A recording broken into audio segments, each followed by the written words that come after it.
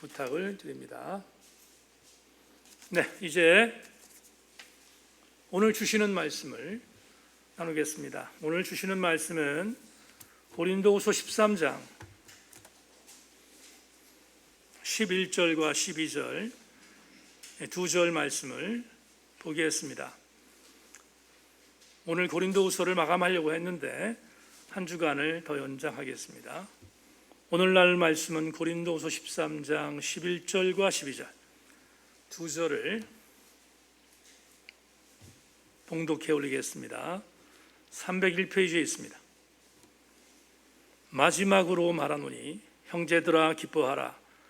온전하게 되며 위로를 받으며 마음을 같이하며 평안할지어다. 또 사랑과 평강의 하나님이 너희와 함께 계시리라. 거룩하게 입맞춤으로 서로 문안하라. 모든 성도가 너희에게 문안하느니라. 아멘. 오늘 말씀을 함께 나누기 위해서 관련된 찬양 하나 드리고 말씀 나누겠습니다. 길이 멀다고 느껴질 때 찬양하겠습니다.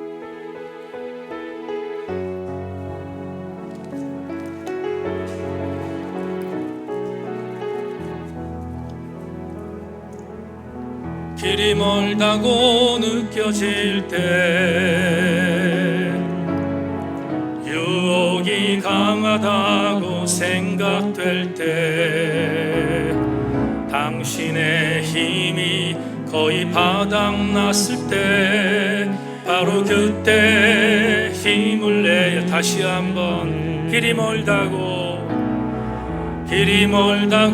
느껴질 때, 유혹이 강하다고 생각될 때, 당신의 힘이 거의 바닥났을 때, 바로 그때 힘을 내야 아멘 아멘. 인내로서 모든 경주를 달릴지라.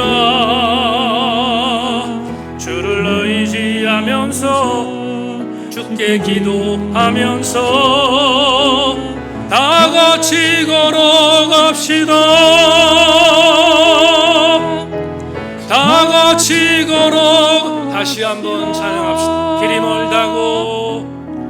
길이 멀다고 느껴질 때,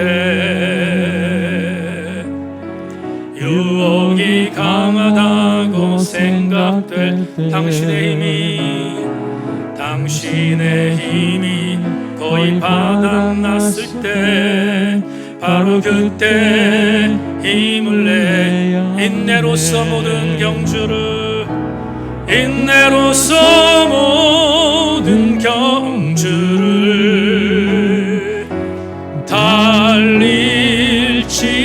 달릴지라.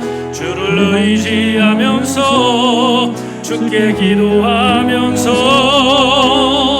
다 같이 걸어갑시다.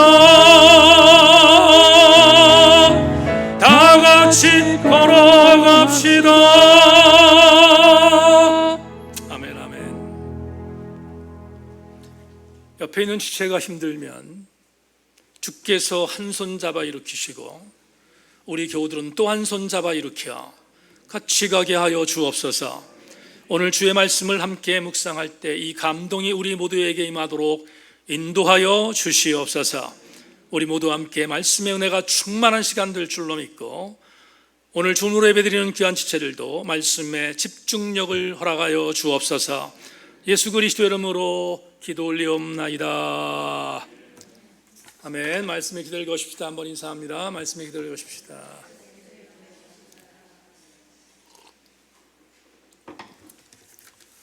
오늘 여러분과 고린도후서 쉬운 두 번째 나눌 말씀의 제목은 해피엔딩이라는 제목을 갖고 말씀의 은혜를 나누겠습니다.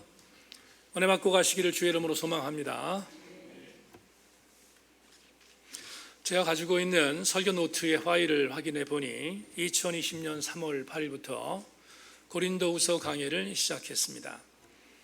오늘이 2021년 6월 마지막 주이니까 1년 3개월 정도가 지났는데 1년 3개월 중에 주중에 중간에 주제 설교와 또 이모저모의 여러 가지 이유 때문에 제목 설교를 한 것을 제외하면 오늘이 52번째, 거의 1년 정도의 기간 동안에 막바지에 이른 것이라고 생각을 할 수 있습니다. 사실은 오늘 고린도후서를 6월 마지막 주에 마감할 계획으로 스케줄을 정했는데 설교를 준비하는 어간 강력하게 성령께서 조명해 주신 것이 고린도후서 13장 13절 마지막 절을 다음 주에 한 주에 걸쳐서 설교하라는 조명이 있어 오늘 여러분과 바로 직전 구절인 11절과 12절을 나누며 다음 주에 고린도후서를 강해 마감하려고 합니다. 오늘 여러분에게 이러한 도전을 드리는 이유는 질문으로부터 설교가 시작되기 때문입니다. 우리는 지난 1년 동안 사도 바울이 고린도 교회를 향하여 치열하게 싸웠던 영적 전쟁 같은 사역을 살폈습니다. 뿐만 아니라 몇 년 전 고린도 전서까지 공부했기에 얼마나 사도 바울이 고린도 교회를 사랑했으며 애증했는가를 우리는 충분히 지켜보며 달려왔습니다. 질문 드립니다. 궁금하지 않겠습니까? 다음 주에 마감하게 될 것인데 그렇다면 사도 바울과 그렇게 치열한 영적 전쟁을 벌였던 고린도 교회의 성도들과의 관계는 해피엔딩일까? 아니면 언해피엔딩일까? 두 개의 질문을 던져봐야 되겠습니다. 마무리가 아름다웠을까? 아니면 끝내 서로 반목했을까? 이 질문을 던짐으로 오늘 설교를 시작하려고 합니다. 미리 답을 먼저 설교의 서두에서 드리겠습니다. 저는 약 90%의 확신을 갖고 언해피 엔딩이 아니라 오늘 설교 제목처럼 해피 엔딩으로 고린도 교회의 성도들과의 관계가 바울에게 있어서 화해로 끝났음을 선포합니다. 10%를 남겨둔 이유는 제가 오늘 설교하는 설교는 거의 대부분이 오늘 본문 텍스트를 떠나지 않겠지만 설교자의 상상력이 가미되었기에 100%라고 말할 수는 없지만 그럼에도 불구하고 설득력 있게 약 90%의 확신을 갖고 해피엔딩으로 끝났음을 지금부터 증명해 나가겠습니다. 사도 바울은 고린도 교회와 화해했습니다.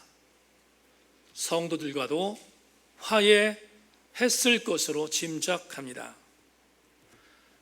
고린도후서 첫 번째 강해 때 말씀드렸던 것을 다시 복기하면 오늘 여러분에게 왜 이러한 확신에 찬 담임 목사의 설교가 선포되는지를 짐작하실 수 있습니다. 저는 첫 번째 강해 때 사도 바울은 고린도 교회에 총 4번 내지 5번의 편지를 썼다고 말씀드렸습니다. 다시 한번 훑어보겠습니다. 바울이 에베소에서 사역을 감당할 때 바로 직전에서 사역하고 교회를 세운 뒤 떠났던 고린도 교회의 한 지체가 에베소에 거하고 있던 바울에게 나쁜 소식 하나를 전합니다. 그 소식은 고린도 교회의 성도들 중에 세상 사람도 하지 않는 음행의 죄를 범하는 자들이 많다는 이야기가 보고된 것입니다. 경악할 일입니다. 예수 믿는 사람들 중에서 음행의 죄를 범한다니 얼마나 엄청난 경악할 일이겠습니까? 그래서 그 음행의 죄를 범하고 있는 고린도 교회 성도들을 개척자였던 사도 바울이 다시 돌이키도록 만들기 위하여 첫 번째 편지를 썼습니다. 그 첫 번째 편지를 학자들은 서신 A라고 명합니다. 이상하지 않습니까? 왜 서신 A라고 학자들이 말했을까? 첫 번째 강의 때 말씀드린 것처럼 대단히 유감스럽게 서신 A는 분실됐기 때문입니다. 지금 우리에게 전해지지 않습니다. 다만 고린도 전서라는 책의 내증을 통하여 짐작할 수 있는 것은 첫 번째 편지인 서신 A에서 음행의 죄를 범하고 있었던 고린도 교회 성도들 향하여 강력하게 질타하는 메시지가 그 안에 담겨 있다라는 것을 추측할 수 있습니다. 그렇다면 이런 정황이 우리에게 해석될 수 있습니다. 사도 바울이 음행의 죄를 범하고 있는 저들을 향해서 편지를 썼는데 그 편지를 받아 보았던 음행의 죄를 범하고 있었던 자들이 기분 나빴습니다. 본인들의 죄를 지적하는 것에 대하여 기분 나빴습니다. 그래서 그들은 서신 A를 고의로 훼손했습니다. 없애버린 것입니다. 증거를 남기지 않도록 하기 위한 것이었습니다. 대단히 아쉽지만 그래서 서신 A는 분실되었을 가능성이 있다고 학자들이 짐작합니다. 바울이 얼마나 아팠겠습니까? 그런데 에베소에 거주하고 있던 바울에게 설상가상으로 또 다른 하나의 유감스러운 소식이 보고됐습니다. 글로에라고 하는 고린도 교회의 한 지체를 통하여 보고받은 보고는 음행의 죄도 지금 엄청난 죄인데 4개의 파가 나누어져서 쌈박질한다는 것입니다. 우리가 잘 아는 4개의 파가 나누어져서 고린도 교회를 무너뜨리고 있다는 보고가 사도 바울에게 온 것입니다. 바울은 얼마나 마음이 아팠는지, 얼마나 많이 힘들었는지 두 번째 편지에서 그 내용들을 토로합니다. 그 두 번째 편지는 다행스럽게 우리에게 전해지고 있는 우리가 이미 연구한 고린도 전서입니다.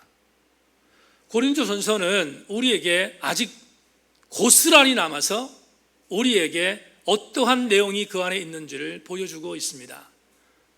당파 싸움에 대한 부분의 7위, 교회 공동체 이모저모에 정말 많았던 문제거리들을 향해서 바울이 정말 뛰어난 목회적 신학을 갖고 그 일들에 대하여 적시한 내용이 고린도 전서에 기록되어 있음을 우리는 이미 공부했습니다. 문제는 이 고린도 전서를 보냈음에도 불구하고 고린도 교회 성도들이 변화되지 않는 것입니다. 꿈쩍하지 않습니다. 그래서 아픈 마음을 갖고 있던 사도 바울이 글 갖고 안 되니까 내가 직접 가야겠다 생각했습니다. 왜냐하면 본인은 개척자니까 개척자의 권위를 갖고 말하면 들을 것으로 생각한 것입니다. 그래서 바울은 순수한 마음을 갖고 고린도 교회를 두 번째 방문합니다. 여러분에게 여러 차례 설교했지만 이 두 번째 방문을 통하여 바울은 치욕을 당했습니다. 은전박대를 당했고 심지어 고린도 교회 안에 이미 침투해 있었던 유대적 율법주의에 빠져 있었던 적대자들이 바울의 사도권까지 흔들어 놨습니다. 바울은 개척자임에도 불구하고 문전박대를 받은 것입니다. 바울이 얼마나 힘들었을까 충분히 짐작합니다. 성경에 나오지 않지만 그나마도 울었을 것입니다. 그리고 아픈 마음을 갖고 에베소로 돌아왔습니다. 그런 뒤에 본인의 그 아픈 마음을 도저히 참을 수 없어서 다시 강력한 편지를 하나 썼습니다. 그 편지를 학자들은 서신 B라고 말합니다. 여기도 마찬가지 서신 B라고 말한 이유는 이 편지도 유감스럽게 지금 우리에게 전해지지 않습니다. 분실됐기 때문에 말은 분실이지만 목회자의 설교자의 상상력으로 의하면 서신 A와 별 다름이 없었을 것입니다. 왜냐하면 서신 B도 적대자들 향한 징계, 적대자들 향한 치리에 대한 메시지가 그 안에 강하게 담겨 있기 때문에 그 편지를 받았던 적대자들은 그 편지가 우습게 여겨질 것입니다. 그리고 기분 나빴을 것입니다. 그리고 그 편지를 고의로 훼손하여 분실했을 가능성이 농후합니다. 그걸 학자들은 서신 B라고 말합니다. 사도 바울이 이 정도 되면 포기할 정도인데 포기하지 않았습니다. 바울은 아팠습니다. 너무 아팠는데 그래도 포기할 수 없었기에 바울이 네 번째의 편지를 썼습니다. 그 네 번째 편지가 우리가 지금 1년 3개월 동안 연구하고 있는 고린도 후서입니다. 그런데 학자들은 고린도 후서를 두 개로 나눕니다. 어떻게 나누는가? 이미 공부했으니까 제가 빠른 속도로 해석하면 고린도 후서는 1장부터 9장이 전반적 파트고 10장부터 13장이 두 번째 파트입니다. 왜 이렇게 나누는가? 이유가 있습니다. 사도 바울은 고린도 후서를 썼습니다. 아마 추측하기로는 1장부터 9장일 것입니다. 이 1장부터 9장을 써서 사랑하는 동역자 디도를 향하여 다시 고린도 교회에 보냈습니다. 그 고린도 교회에 이 네 번째 편지를 갖고 갔는데 이 편지의 결과가 뭐라고 했습니까? 반 정도가 돌아왔고 반 정도는 아직도 적대적으로 남아 있었음을 여러분에게 이미 강해를 통해 말씀드렸습니다. 부분적인 회복이 이루어졌다는 것입니다. 바울은 천만다행이었지만 마케도니아 지역에서 만났던 디도에게 고린도 교회가 반 정도는 변화되었다는 이야기를 듣고 다시 격정스러운 마음으로 다섯 번째 편지로 예상되어지는 고린도후서 10장부터 13장을 쓴 것으로 짐작합니다. 여러분이 말씀드렸지만 1장부터 9장까지는 대단히 단호한 사도권의 변호입니다. 그러나 10장부터 13장은 굉장히, 이제 말씀드리겠지만 굉장히 많은 다른 부분에 있어서의 문체들로 바뀌고 있습니다. 그래서 분명히 학자들은 시간적인 인터벌을 갖고 이 두 편지가 쓰여졌을 것이라고 해석하는 것이 전반적인 복음주의 학자들의 해석입니다. 저도 이 해석을 동의합니다. 그렇다면 오늘 읽어드린 고린도서 13장은 다섯 번째 편지일 것입니다. 1부 때도 물었으니까 2부 때도 묻겠습니다. 여기까지 이해되시면 아멘. 1부보다 아멘 소리가 좀 작은데 그래도 여러분들이 이해했을 줄로 믿고 설교를 이어가겠습니다. 오늘 본문은 추신과 같은 편지의 마무리입니다. 그런데 오늘 본문은 대단한 반전이 있습니다. 어떤 반전이 있는가? 고린도후서 13장 11절부터 13절, 다음 주에 볼 13절까지 문체가 전혀 다른 문체로 기록되어 있습니다. 우리가 지난주까지 봤던 10절까지는 바울의 언어 자체가 전쟁과도 같은 문체였습니다. 계속 권면하는 문체였고 최선을 다하여 뭔가를 바로 세우기 위한 문체였는데 오늘 본문은 언어 자체가 대단히 부드러운 언어로 바뀝니다. 어떤 일이 있었길래 이런 일이 가능했을까? 이게 오늘 여러분이 드리는 담임 목사의 해석입니다. 분명히 10절과 11절 사이에는 엄청난 일이 있었을 것이라고 예상합니다.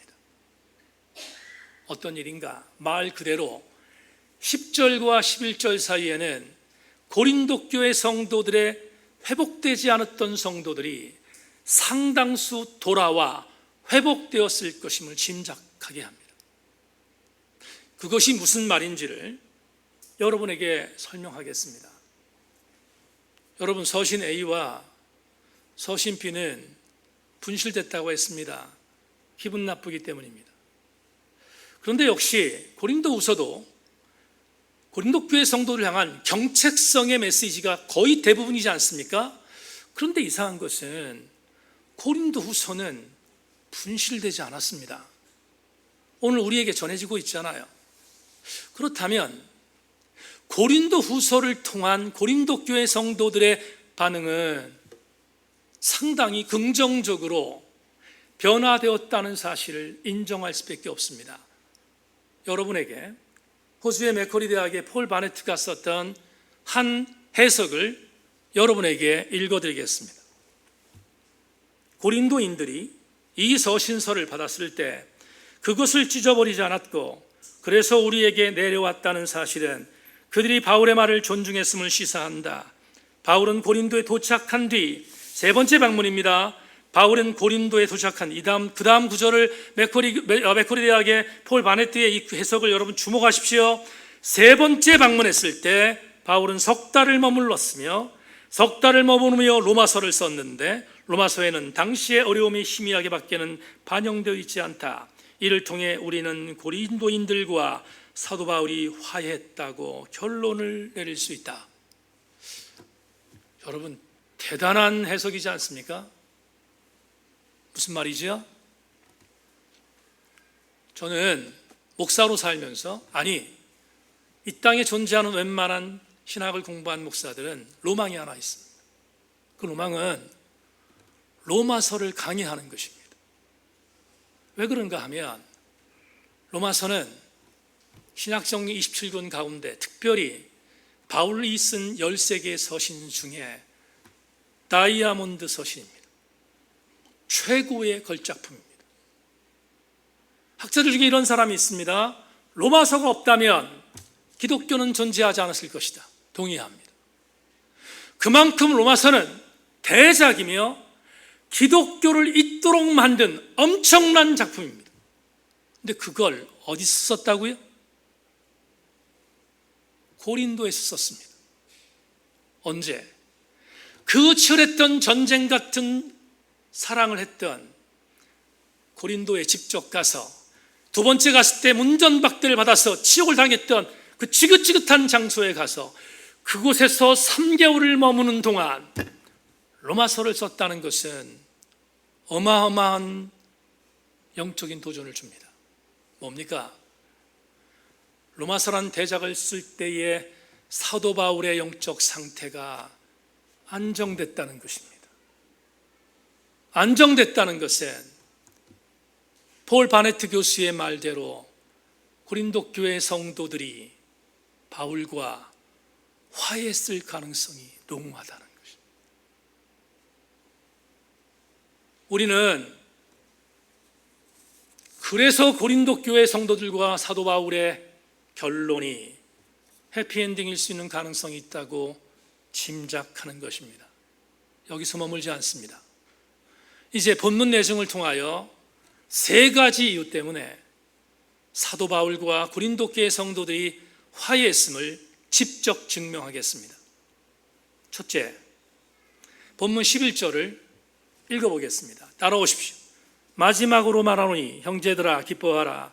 온전하게 되며 위로를 받으며 마음을 같이하며 평안할지어다. 또 사랑과 평강의 하나님이 너희와 함께 계시리라.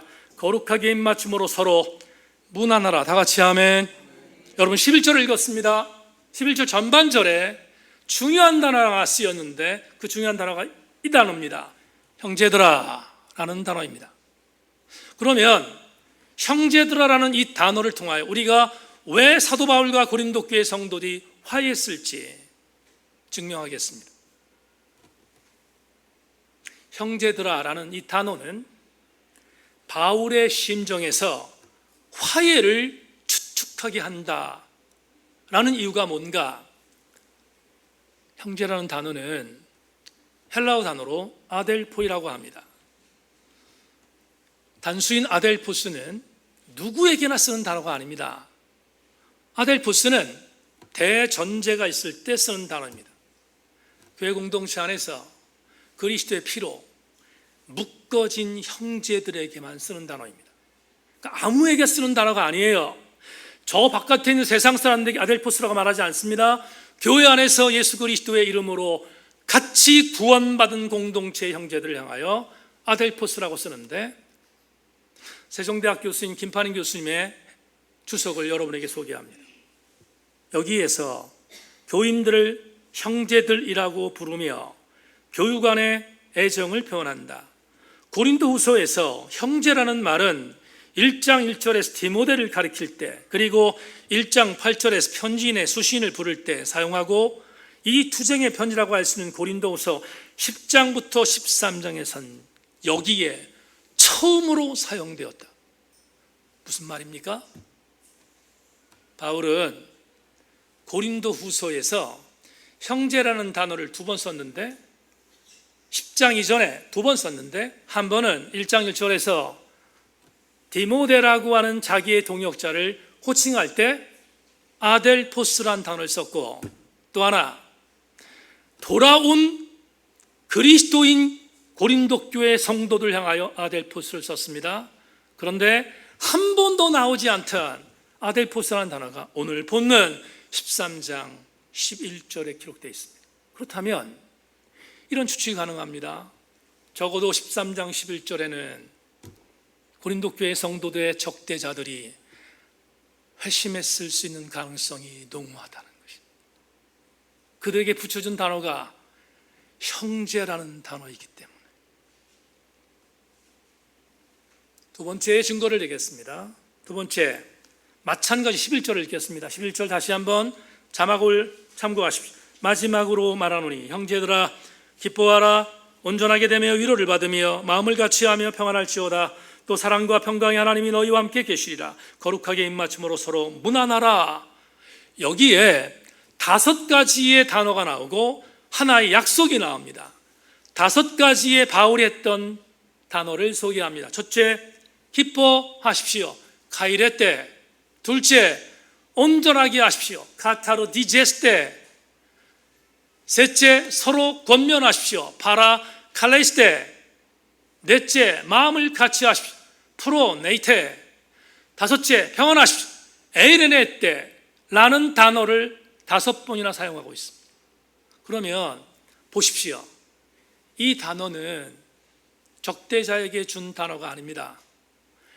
그리스도 교형된 공동체 안에서 형제된 자들에게 전하는 사랑의 메시지였습니다.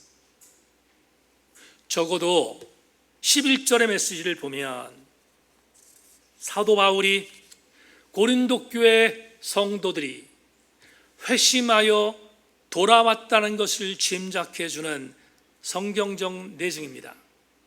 에스라 성경대학원의 조승민 교수님이 이렇게 해석했습니다. 기뻐하라는 문안 인사에 가까운 표현이며 온전하게 하라는 그동안 밥 먹을 청산했으니 서로를 이제 배려하는 말이고, 서로 권면하라는 말은 격려하라는 말이며, 마음을 같이 하라는 말은 바울을 인정했던 친바울 성향의 그룹과 반대했던 반바울파의 두 그룹이 이제는 같이 합하라는 당부이며, 평안하라는 말은 이제는 서로 화목하게 지내라는 권고였다. 그렇다면 바울은 이미 고린도 교회 성도들을 그리스도 예수의 이름으로 하나된 공동체로 인정하고 있다는 증거이지 않겠습니까? 결정적인 또 하나가 나오는데, 이 5개의 단어와 한 가지 약속이 있습니다. 한 가지 약속이 바로 이것입니다. 사랑과 평강의 하나님이 너희와 함께 계시리라. 여러분,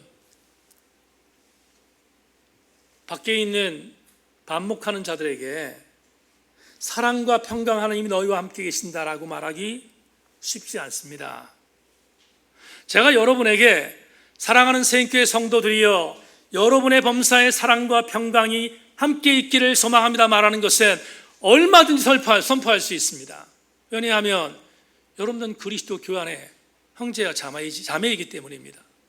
그렇다면 이 5개의 권면과 한 가지 약속은 적어도 고린도 교회 성도들이 예수 그리스도의 이름으로 회복되었다는 것을 강력하게 증명해 주는 메시지이지 않겠습니까? 이제 여기서 머물지 않고 한 가지 더, 세 번째의 증명의 내용들을 설명하겠습니다. 11절 하반절과 12절을 함께 읽겠습니다. 제가 같이 읽겠습니다. 주목하십시오. 거룩하게 입맞춤으로 서로 문안하라. 모든 성도가 너희에게 문안하노니라. 한 번 더 읽겠습니다. 거룩하게 입맞춤으로 서로 문안하라. 너희 모든 성도가 너희에게 문안하노니라. 여기 두 번에 걸쳐 나온 단어, 무난하다라는 단어가 있습니다. 이 무난하다라는 단어, 우리가 성도에 교제할 때 무난합니다. 제가 여러분들에게 목회 서신을 보낼 때 그리스도로 무난한다는 표현을 씁니다. 이 무난하다라는 아스파즈마이라는 헬라어 단어는 문자적으로 이런 단어입니다. 여러분 저를 보십시오. 손을 내밀었는데 손을 내민 내 손을 안으로 접는 것입니다. 문자적으로 손을 내밀었는데 이 손을 내민 것을 안으로 접는다는 단어가 무난한다라는 아스파즈마이라는 헬라어 단어의 문자적인 뜻입니다.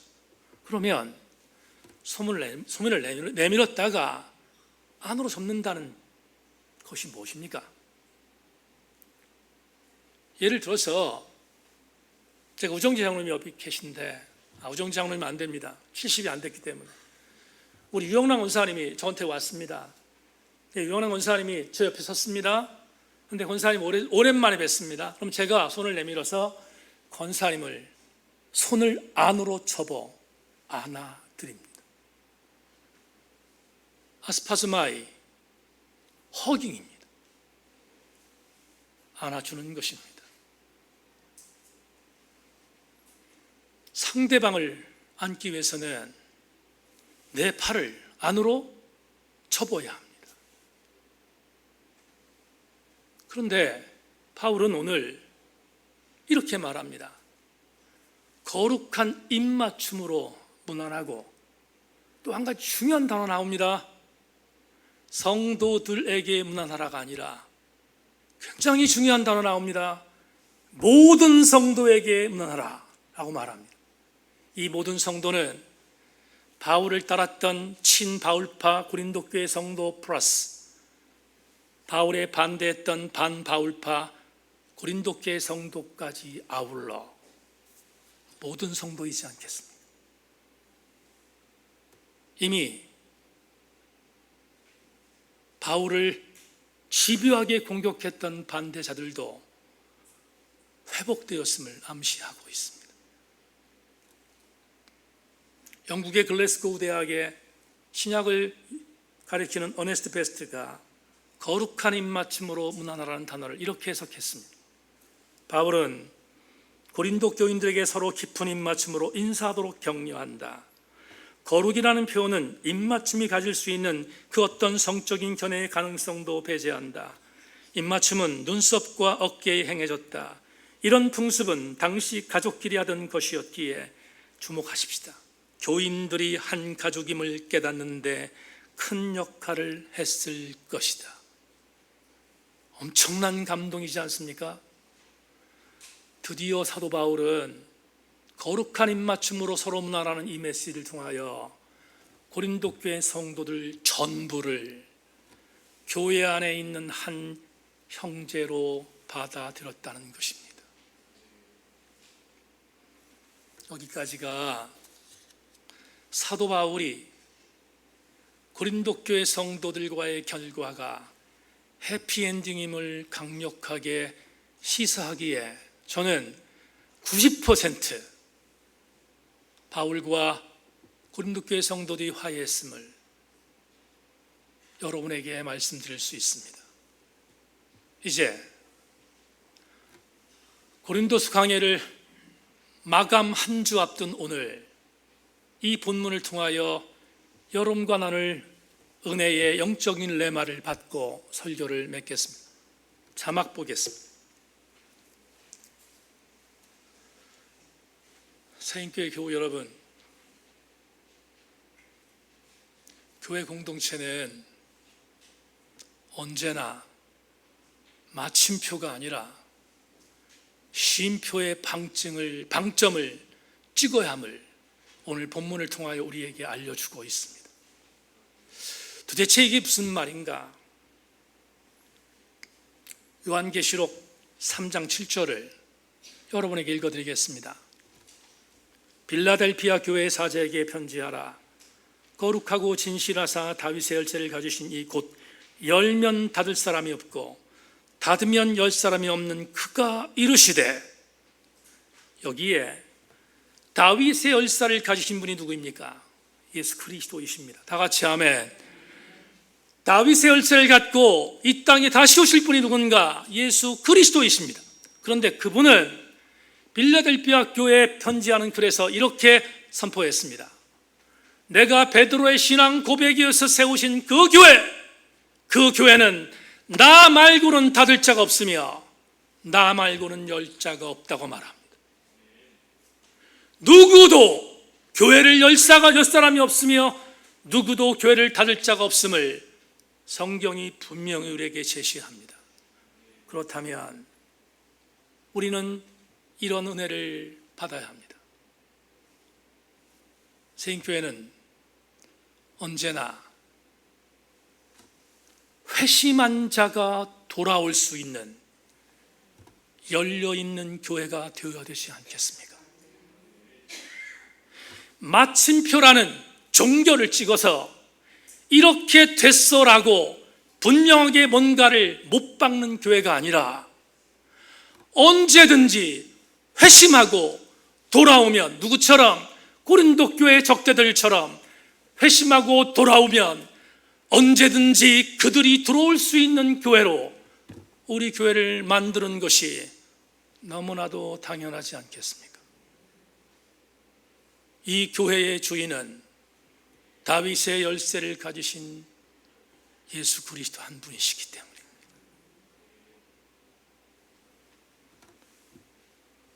지난주에 여성셀 대신방, 전반기 신방을 마쳤습니다. 신방을 마치는 어간 한 셀의 리더가 전화를 했습니다.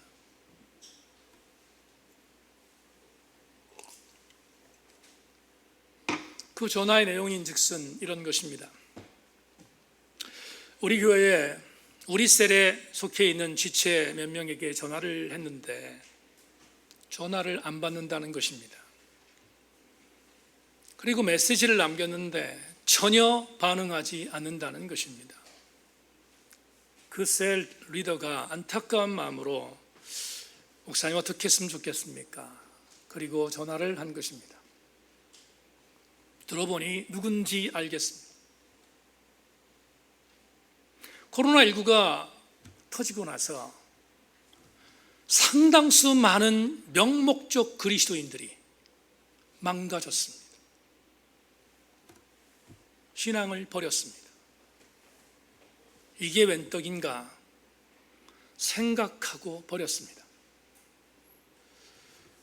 그 영혼들을 돌리는 것은 절대로 쉽지 않은 영적 싸움일 것입니다. 그래도 그 셀 리더는 이번 대신방을 통하여 그 영혼이 한 번이라도 예배를 드리도록 만들기 위하여 몸부림치며 애타게 전화했고 애타게 문자를 남겼는데 전혀 무감각했습니다. 심지어 무시하며 무례했습니다.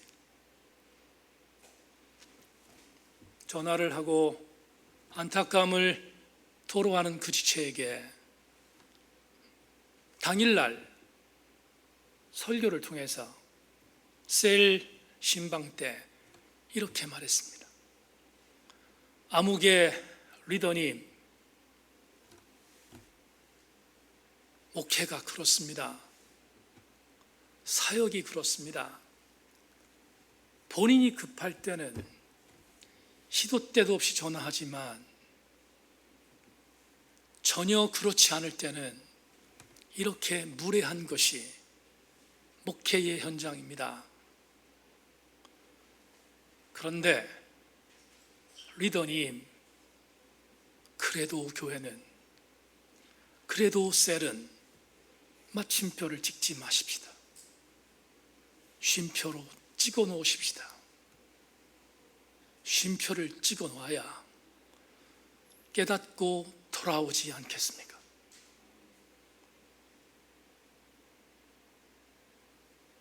교회는 목회를 하는 어간 정말 울고 싶은 엄청난 고통과 배신과 힘든 일을 당하지만 그래도 교회는 그래도 목사는 피리어드, 맞춤법을 찍어서는 안 됩니다. 언제나 돌아올 것을 예상하여 쉼표를 찍어야 합니다. 그게 교회입니다. 저는 그 셀 리더의 아픔을 가슴에 담습니다. 얼마나 아팠을까. 지난주 시 한 편을 읽었는데 19세기에 미국의 감성주의 시인으로 유명한 에밀리 디킨슨의 그 유명한 시를 여러분에게 소개하겠습니다. 애타는 가슴 하나 달랠 수 있다면 내 삶은 결코 헛되지 않으리. 한 생명의 아픔 덜어줄 수 있거나 괴로움 하나 달래줄 수 있다면, 혹은 헐떡이는 작은 새 한 마리 다시 둥지에 오르게 도와줄 수 있다면 내 삶은 결코 헛되지 않으리. 에밀리 디킨슨의 이 시를 읽다가 가슴이 울컥했습니다. 왜? 이 일을 누가 해야 할까? 이 보고를 누가 해야 할까? 우리 세인교회가 해야 되며, 이 목사가 해야 되며, 여러분이 해야 되지 않겠습니까? 적어도 이 보고를 마지막 날 하나님께 드릴 수 있다면 우리는 우리의 삶이 헛되지 않을 것입니다. 다음 주에 드디어 고린도후서를 마감하는데, 고린도서 13장 13절은 어마어마한 감동입니다. 마침표를 찍지 않고 쉼표를 찍었던 사도 바울이었기에 그 치열했던 전쟁터였던 고린도 교회 성도들 향하여 고린도서를 마감하면서 이렇게 마무리합니다. 지금은 우리 주 예수 그리스도의 은혜와 하나님 아버지의 사랑과 성령의 교통하심이 고린도 교회 너희 성도들 무리에게 있을지어다라고 마무리합니다. 저는 여러분과 함께 다음 주에 축도의 감동으로 고린도서를 마감할 예정으로 있습니다. 사랑하는 세인교회 지체 여러분, 사도 바울은 치열했던 전쟁터였던 고린도 교회와 수없이 배신감으로 사도 바울을 공격했던 적대자들까지 포함하여 그들이 돌이켜 회심하도록 만들었고, 회심하여 돌아오게 만들었으며, 돌아오게 만든 뒤 그는 축도했음을 우리가 기억한다면, 분명히 사도 바울은 고린도 교회 성도들과 해피엔딩으로 마무리하지 않았겠습니까? 우리 모든 교우들마다 우리 교회도 해피엔딩의 아름다운 족적을 남기는 세인교회 되어지기를 주의 이름으로 소망합니다. 하나님 감사합니다. 오늘 고린도후서의 마감 직전의 메시지를 나누었습니다. 주님, 우리 교회도 해피엔딩의 공동체 되게 하시고 우리 성도도 해피엔딩의 지체들 되게 하여 주옵소서. 감사드리며